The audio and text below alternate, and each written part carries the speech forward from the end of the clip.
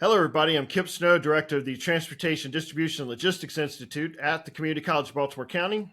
Hey everybody, this is Loud Shirt Mike. Uh, Mike Singer, Community Manager, Baltimore and Chesapeake Bay Shipwatchers. Welcome to Two Guys Talking Ship podcast, episode 52. Where'd you get? Look, that is an amazing shirt. Yeah, I, saw some stupid ad on Facebook and, they have all these different Hawaiian shirts and you can just add your logo to it. I might have to go get one with the Maryland color logo. Mm-hmm. That would be pretty cool to.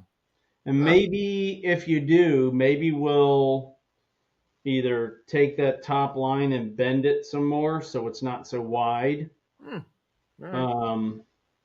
or double that top line, so it's Baltimore and Chesapeake Bay, like on two curve lines or something, because it's great the way it is, but when you try to fit it on or in stuff, it kind of gets sized out because of the width. So it's something. It's a tweak I've been wanting to do. Okay. Anyway, fancy shirt. Thanks, man. Just came off a vacation, so I thought, well, what the heck? Why not look like it? Yeah, we were both on vacation this week. You had some beach time, and I had some family time, and so Nice. It was good to spend a little bit of time out. But that when you take the time off, then things start backing up, and then you got to play catch up. So Yeah, things will be interesting at work for me too. right. But the great highlight of the trip was little Landon, grandson, who is going to be a week old in a few days here. I mean, a year old in a few days here. So his first family trip to Ocean City, right? That's awesome. So we've been like me and Wendy and her parents, you know what I mean? Everybody, our kids, it's our thing we've been doing ever since we can remember. Like my mom would tell stories about when she was a little kid going to Ocean City on the ferry before the Bay Bridge was built. Wow. Right? So we really have 5 generations of documented trips to Ocean City. So that was his first time. He loved it. He loved being in a pool. He loved having his little feet on, in the wet sand and have the waves come up. I mean, if it was up to him, we would have let him go and he would have ran. So it was really cool. Nice. Yeah. Those are anytime you can get those times and hold on to them and cherish them. It's Yes, sir. Absolutely. Yes, sir. All right. No, go ahead. No, go. Hey, if you're new to the channel, give us a like, subscribe, hit the bell to be alerted to new podcasts as they come available. Also, wanted to add we are on Patreon. So if you just go to Patreon, Baltimore Shipwatchers, and if you'd like to contribute to all the things that we help to educate folks about the port, that would be appreciated. Great. All right, let's get into our shipping updates. I know that last week, with both of us being on vacation, there's a couple of metrics that we missed on that, but we do have some metrics from this week. Mm-hmm. Yeah, and so I'm just going to read these numbers off. There's like 8 weeks worth, okay? And I'm just going to average it out. So 3,700 truck transactions per day. It was like 8 weeks ago. So 3,700, almost 3,800, 3,300, 3,500, 3,600, 3,400. 2 weeks ago we missed because we were both on vacation. And then this week, something we haven't seen in months. I don't even know when. 3,165. So I noticed. So with spending some time this week with my father. He and I were watching the cam quite a bit on YouTube, and we noticed on Thursday and Friday some of the shots that there weren't any ships in port. Of container ships. Yeah, Well, there are numbers. They're on the chart. Maybe you just caught them when they weren't there. it's quite possible. It's quite possible. Because, like, for an example, um, we got home from Ocean City yesterday. There are 3 container ships out there. Gotcha. By the time the evening came, they were all gone. And by this morning, there were 3 new ones there. So, So with that tells me that not necessarily just because there's not a ship in port doesn't necessarily mean that it's going to equate to different numbers for the truck transactions. Because if you had 3 ships in yesterday, that means everybody was working on a Saturday. But if you don't have the gates open, that you're basically queuing those containers up for next week's transactions. So right. And I know they're working right now, or at least the cranes are down. So this is Sunday morning. right. You know, so like for if you were talking around the holiday, for July 4th, I know that the gates were closed. I know all the cranes were up, but I think they did bring the next 2 ships in later on the 4th, to be able to work on them on the 5th. I think that's what I remember happening. Yeah, so just get them, get the ships tied down, and so that they can go ahead, and they won't have to wait for them to come in early in the morning, that next working day, Right. Which would have been the 5th. I will be curious to see what ends up being some understanding as to why the numbers for this past week were so low. Right. And I wonder if it had something to do with the Friday, terminal closure because of the holiday, and then so you still have some catch up because of that at some point within the terminal ops. Maybe there's not enough, of the containers that have been taken out for trucks to be able to do the transactions, or if there was maybe just a light week. Yeah. How do we find that out? Yeah. No. Well, my father and I were in looking at the episode 51. Mm-hmm. He was looking at the graphic that we had put up last week and was talking about some of the other metrics that may help to explain that. So I'm going to go after those numbers to look at, comparison of vessel arrivals. We know that on the Ports America Chesapeake website, they do have the schedule out and the kind of the estimated or projected container transactions on and off the ships. I wonder if Mm-hmm. there's some correlation that we can look at that. So I'm going to play with some of the numbers this week and see what we can figure out or come up with. So. Mm-hmm. All right. Sounds good. Yeah, because there's truck transactions, and then what's on the website is just imports, right? Mm-hmm. There's also exports. They also count lifts. Correct. So let's say, and in a non-perfect world, maybe you have to lift some containers out of the way to get to some that you need. I don't know. Maybe there was a reschedule, or maybe it's a balancing thing. It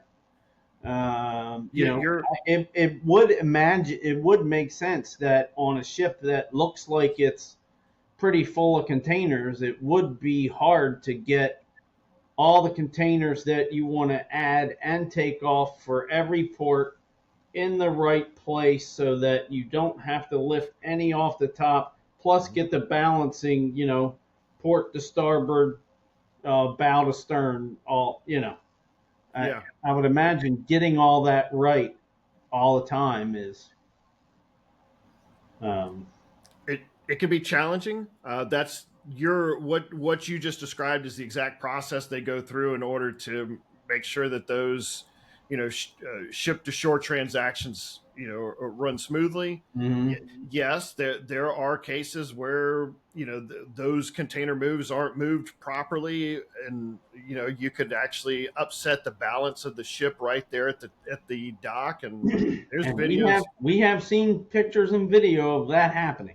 Exactly. So that's why this is so important, and why they part of why they look at some of those metrics with Hmm. the container movements on and off the vessels. And you don't want to be making too many of those movements, but sometimes you have to make extra movements in order to keep the balance, or the get the right containers off, and they may be all in a different location on the ship. So, Sure, sure. but all right. The Pride of Baltimore continues on its journey this summer.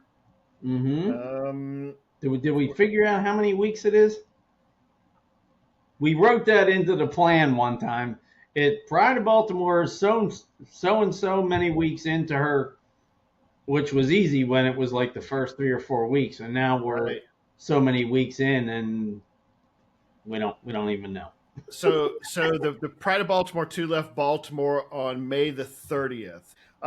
They are 6 weeks away from home. All right, so they Hmm. left 6+ weeks ago in their journey up into the Great Lakes as part of the Tall Ships America Tall Ships Challenge. And so Yep. they here. Why don't we?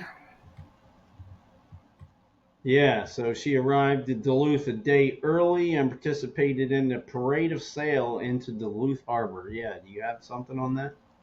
We sure do. So if we pull up the spaghetti map again, Nice. this is the path that they are taking this summer. Big ups Um, to Patrick Smith at Pride of Baltimore, that's who right. This is I was like, it'd be really cool to have this map, and then he created it. So that so was they made it all the way over to Minnesota. mm-hmm. Okay, so that's where Duluth, they're at in the map, Minnesota. and they're leaving today to head towards Michigan. Oh, and this is a really cool thing. Um, Let me see if I can get this right. They are 700 feet above sea level at the end of Lake Superior, all the way at the end of the map. Right, way over here. 700-foot climb through That's all the. quite a number of locks to have to go through to get up to that point. Right, right, right. Yeah.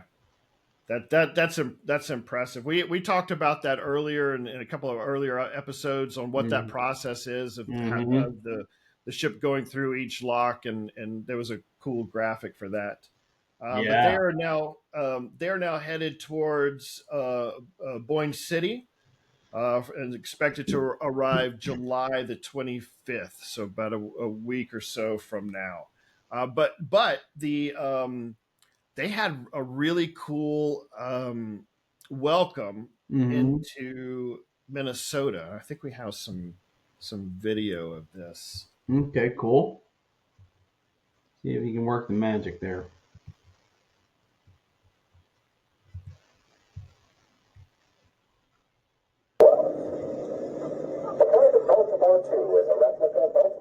So this is provided by the local city social media account, and what they're doing is they're announcing each one of the tall ships that are Right. Now, coming hang through on. their. Watch this guy on the bike here, coming down the pier.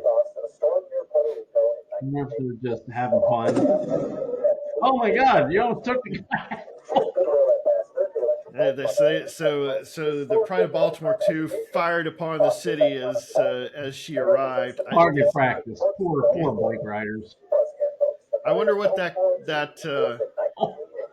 what the percussion was coming off of the. Really? And she fires three like two or three more times on that, um, towards the people out on the docks coming in. It was pretty cool.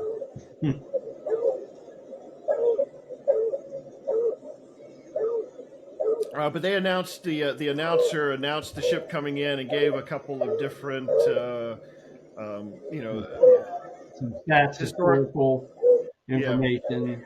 Talked about they talked about when this one was built. It was pretty cool to hear them announce all of that and then allow them to fire upon the crowd in welcome and announce we are here, come by and come by and visit with us. So We'll take uh, out some poor kid eating a corn dog or something. now those aren't loaded charges. No, of course not. They don't have munitions in them, but some So that's the lift bridge, and which is normally down, and they lift it for as the ships come in, and I've never seen it from that angle before, so that's pretty cool. Yeah, there was another view of that same transaction from a little bit further out, but it was kind of cool to see it from that particular angle of Absolutely, from that far out. So because hopefully, most of the things that you see from Duluth Harbor, or the bridge, the ships coming in, uh, they're quite dramatic because it's such a small area, especially when you see these big Lakers, as they're yeah, called, yeah. or footers. Now, do you know what a footer is, Kip? Go ahead and enlighten me, please. It's nicknamed for 1,000-foot long ship. Hmm. Okay. So up there in the Great Lakes, they just call them footers. Okay. Yeah, Good to know. yeah. So you see those coming in. It's pretty dramatic, but that was a really neat video because it was completely different vantage point than Hmm. than you Yeah. typically see. Yeah. Mm-hmm. Yeah. That was cool. All right, so we'll keep track of the Pride as she continues on. Take a look at their social media pages because they Mm-hmm. do have some guest check-ins and different people talking about different transactions that they are going through and some of the video of some of the things they're doing while they're out over the water, and then some of the transactions of them actually parked and engaging with the local the local groups and everything. So Yep. Pride of Baltimore 2 or pride2.org is their website. Mm-hmm. Also on their website, they have the marine traffic tracking of their vessel, so you can actually see where they're at any given time. So Yep. Great points. Thank you. we've got some movement on the Key Bridge rebuild now. You're starting to see a little bit of movement here. You've got Minimal. It's, to be honest with you, it's minimal activity, and folks are still losing their mind out on the internet because it's been a week and the bridge is still there, and they're freaking out. Like I don't know what they expected. Like the whole thing was just going to come down in a week. But these things take time. I have seen trucks up on the bridge, and I think that they've removed all the guardrails. oh wow, okay. I think the guardrails are gone. Um, and then they have put this, and everybody's calling this a deck barge. So they've put this deck barge in place, and I guess this is to be catching things as they demo the roadway and the concrete. Okay. Right, because I think they're still going to be using, that hydraulic ram kind of thing on the front of it's not a bulldozer, but like a front end loader, I guess it would be. Construction folks who can't stand Mike using the wrong terms, Mike at BaltimoreShipwatchers.com. Uh, right? Um, and so uh, as we look here, it's hard to see or imagine, but there are what 5 or 6 or 7 different I beams stacked side by side to make the roadway. So they're going to take a space between the first 2 beams, break up that concrete, and then remember the concrete is on top of like corrugated steel, right? That's welded to the beams, then pull back the steel, right? And then go over to the Right. next row, right? And then I think once they do that, then they can start talking about taking out these beams. But these beams are like 900 feet long when you look at them. So how they're going to do that, there always seems to be another mystery around the corner.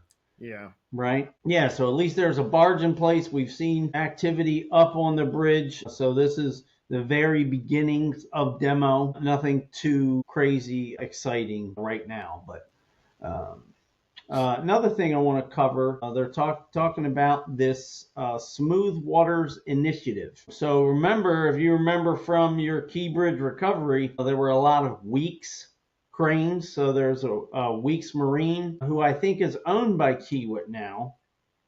And so, this would be one of their barges that they brought in. And look at that. It looks like it almost fits underneath there. Like it was almost made for that space.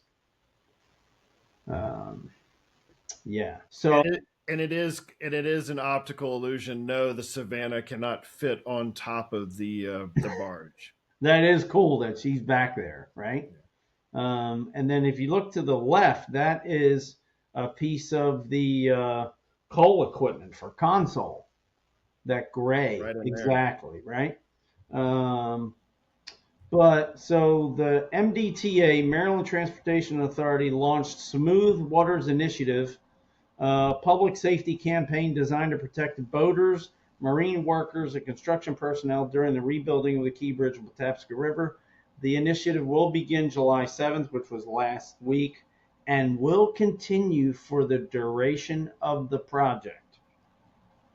Wow. So we're probably talking this no entry safety zone of 1,100 feet wide. So you have the federal channel. They have marked here as 800. I thought it was 7, but and then you have 1,100 feet to transition through there. Which if you're a small craft, that's plenty. But we'll continue for the duration of the project. Be on the lookout for signs, posters, alerts, and other outreach in the community and on the water. Follow all safety non-entry areas marked as restricted areas. The federal channel is not subject to speed restrictions, but please slow down near the construction zones. Maintain speed of 6 knots or less to minimize wake. So what they're talking about is, how much too much weight can destabilize or make things harder for those actually doing the work on the bridge. Um, do you know if they're going to mark this area off out in the water in some capacity with some buoys, or Yeah, is it just yeah. I going think to be public knowledge? um, I'm pretty sure there are supposed to be buoys there. I Okay. thought I saw that somewhere. Hmm. And that's fine. I think that for the viewership, it's important to understand. Hey, look, I know everybody's excited. I know everybody wants to go and watch and see. Watch. Hmm. How about go on the cam and watch it before you go and take your boat out there and get in the way and allow these folks to go do their jobs. Mm-hmm. There's a reason why they're putting these safety zones out. It's to not only to keep the integrity of the bridge construction in place, but it's also to make sure that everybody is safe in and around it. So just as you've said, be mindful of what these safety guidelines are. Right. And And then let's go into just a little bit of detail here. So the no entry zone is what you see in red. So 500 feet on either side of the bridge center line, or 500 feet from each side of the bridge. And then they're asking for this 6 knot no wake zone is 1,500 feet mhm, from the bridge. So that does make a lot of sense. yeah. So helping everybody out there to be safe. Absolutely. So that's Absolutely. as we do come across some Key Bridge related information, we'll make sure that we put that on here so that everybody's informed of what the processes are and what's happening. Mm-hmm. So, Mm-hmm. Thank you. um, also, you shared with me some information on the American cruise lines. Mm-hmm. So how we missed this? So they have a lot of boats, as you can see here, of these four different um, classes, but they are um, coming up with a new class of ship now. Let me just read this. Patriot class revealed. American Cruise Line's bold new coastal ships. Now, the American Patriot is already toured, and she's currently in Gloucester. I think I pronounced that correctly. Gloucester, Mass. Already on a tour. Um, and then the American Pioneer will launch later this year.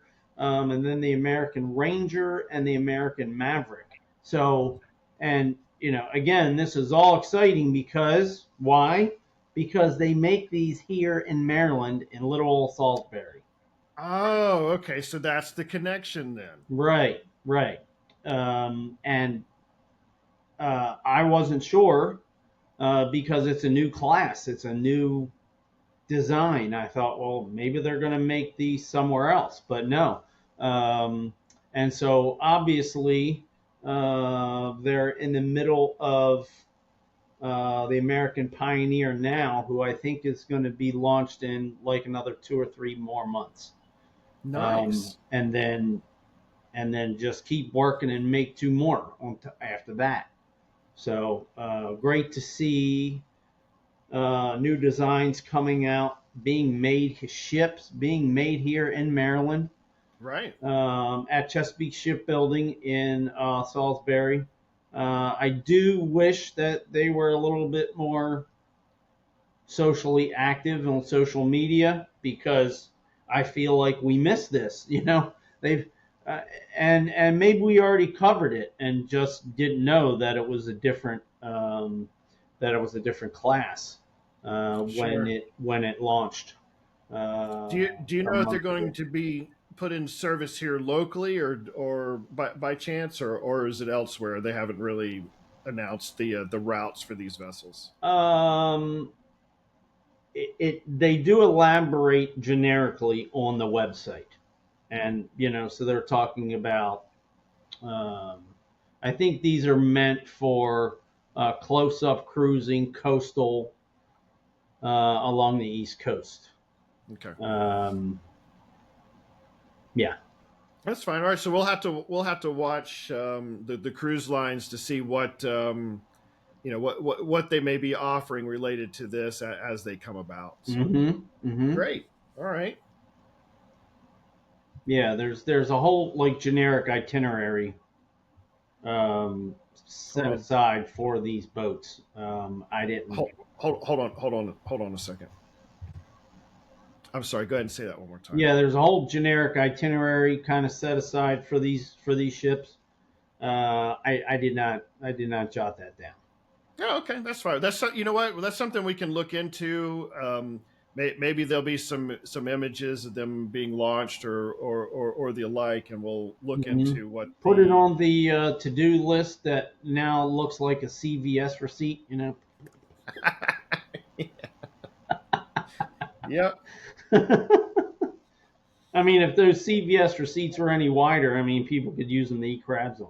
And Maryland is true, certainly. There you go. There you go. Yeah.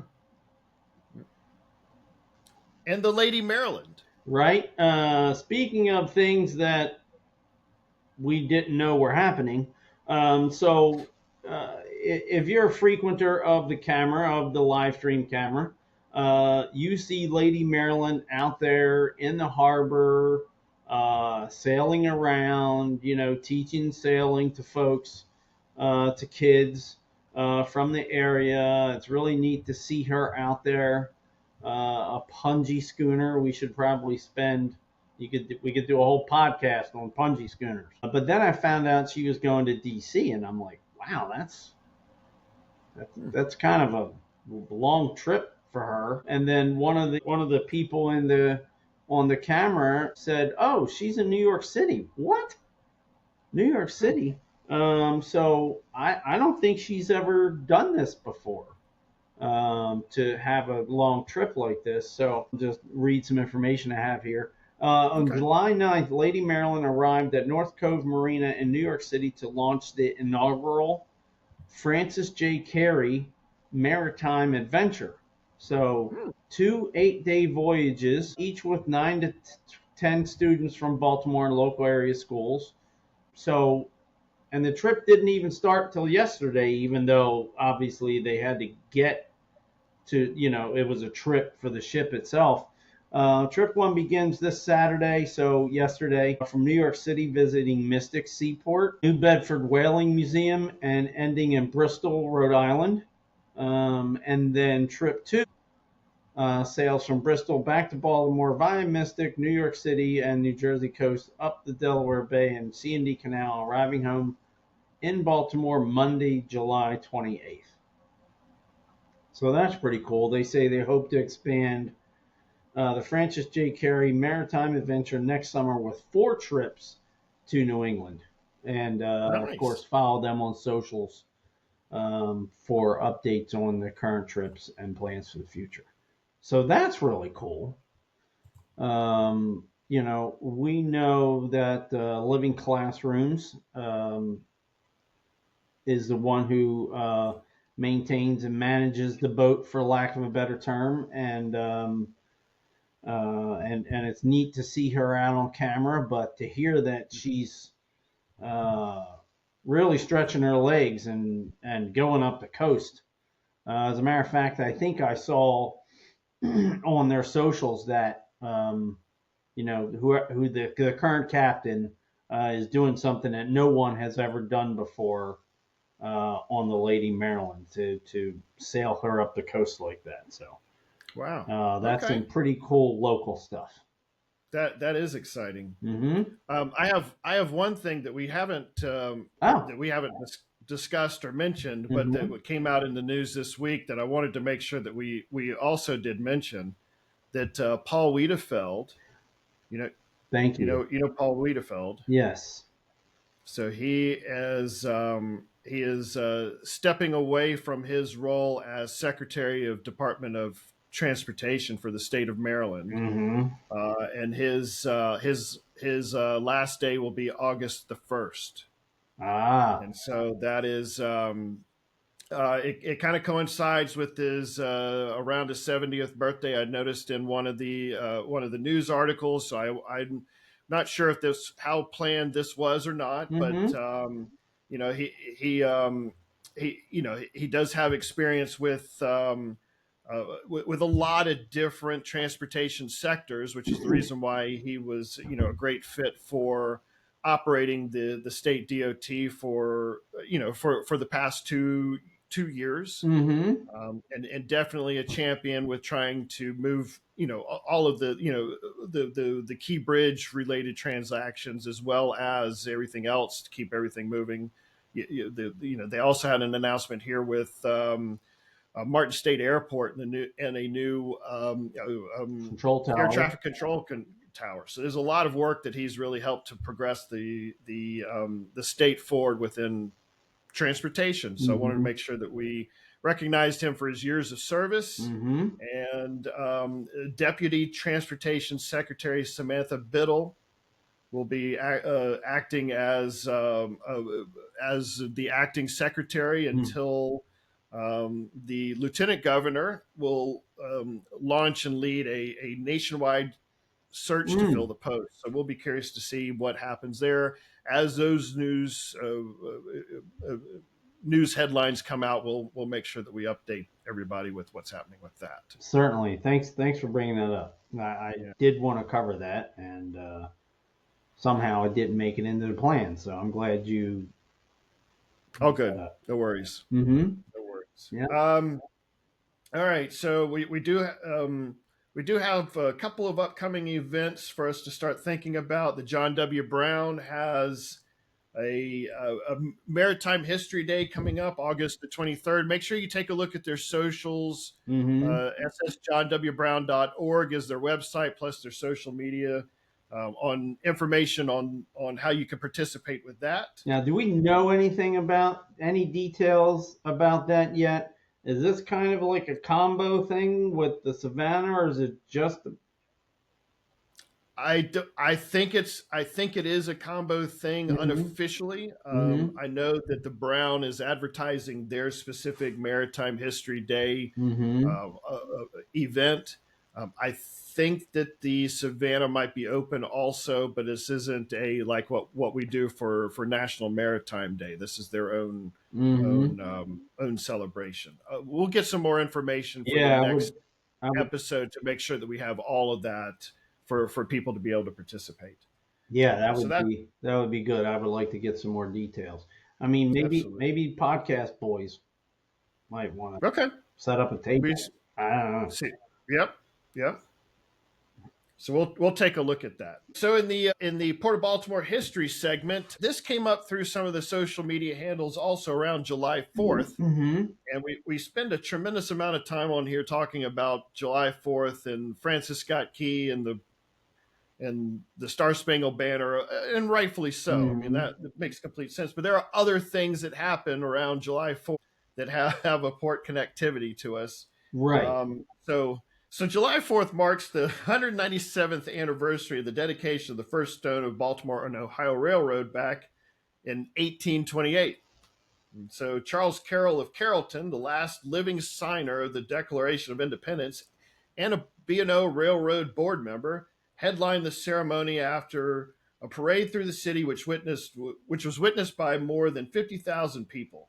And the granite stone contained a copy of the B&O charter and newspapers of that day.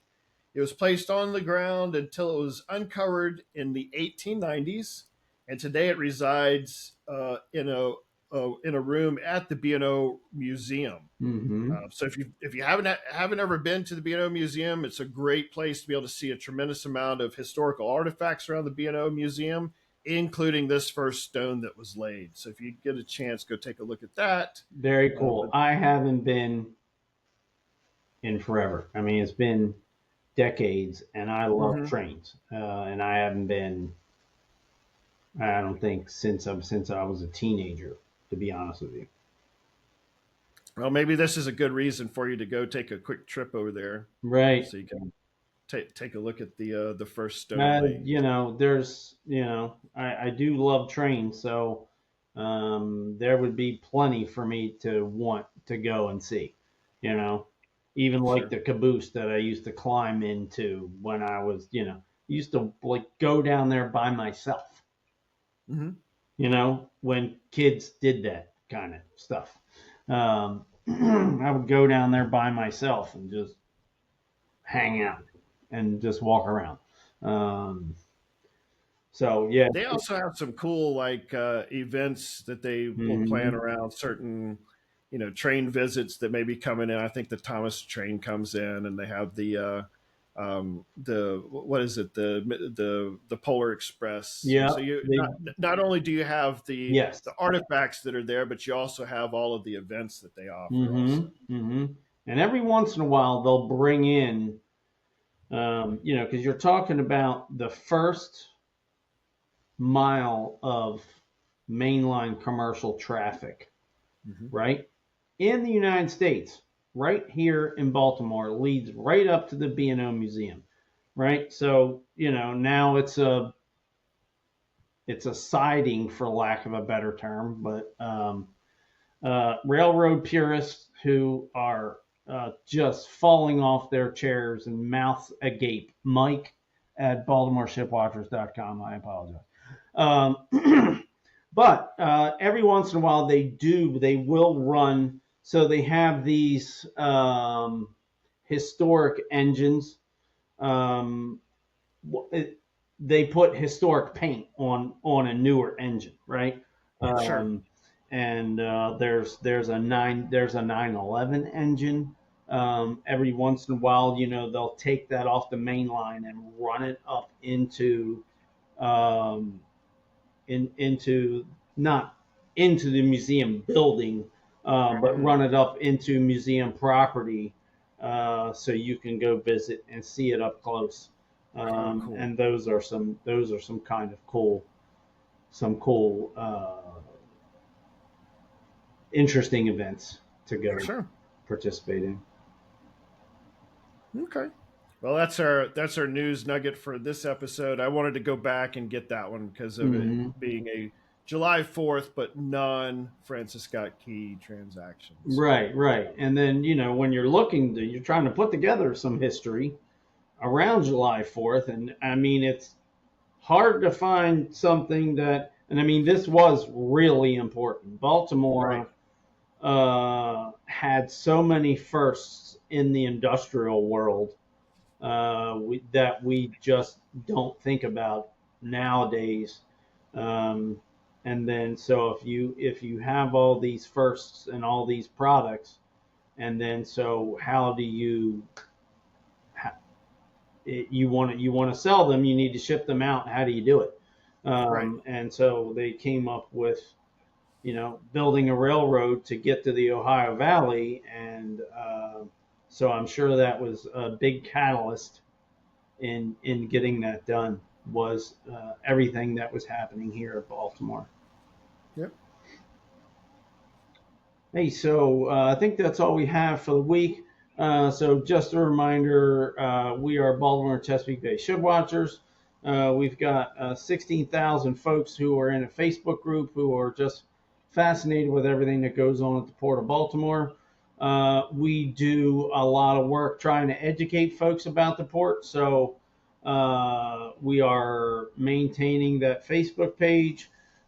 We have many other social media accounts. Twix, shout out Amy Lawrence, Instagram, Reddit's, Threads, participating and helping to run the live stream camera. We have a website full of information. We take Patreon members now, so there are. If you're considering, if you think what we've been doing for the last 7 and 8 years is good, important work to get the message out about the Port of Baltimore, and you'd like to find a way to support us, you can become a Patreon member where you will get up to the minute breaking news ahead of any other of the social media channels. And if you want to catch this podcast, not only on YouTube, but we also are on Spotify and Apple Podcasts. So, Sounds good. all right, I am going to have to get me one of those shirts with the logo on it. That is pretty sweet. So, Well, we'll have to talk about, maybe I can, go back to my order of one, um, and see if I can just get them to rerun it, without having to go, because it was like a design process. I mean, the sure. blue and white is right, but Mm-hmm. then they kind of have, hey, we'll add your logo, and then I'm okay, and then they added it, and then there's a proof, but it was kind of like a pattern, Mm-hmm. and it looked too much like a pattern. So I do a little, the designer that I am, like, okay, can you take this logo and move it this way, and take this one and move, Mm-hmm. so it doesn't look like a pattern of, Sure. right? Sure. So it, doesn't look like they're in a row when you're, wearing the thing, Yeah. right? Okay. So, yeah. So if you're serious, I'll look to see if I can place another order, and then we'll turn it into an order Okay. to Sounds good. And see then everybody can have if a other point. people are interested in them. There you go. Will Okay. be. Sounds good. All right. This was a little lighter week this week because both of us coming off of vacation, but we'll have more updates coming up next week. Yeah, and so we'll be covering the Pride of Baltimore every week, and we'll be covering the Key Bridge for the next 4 or 5 years. That probably won't stop. So, Right. and there's Right. a lot going on. There's a lot that they have to do. All right, let's count it off. 3, 2, 1. Happy ship Happy watching. ship watching. Ooh, I wonder how that one came out. Whatever. I was trying to be enthusiastic since last time I was reminded that my happy ship watching wasn't so happy. So, all right, everybody. Hope you are enjoying paying attention to everything that goes on here at the port, and we'll talk to you next week.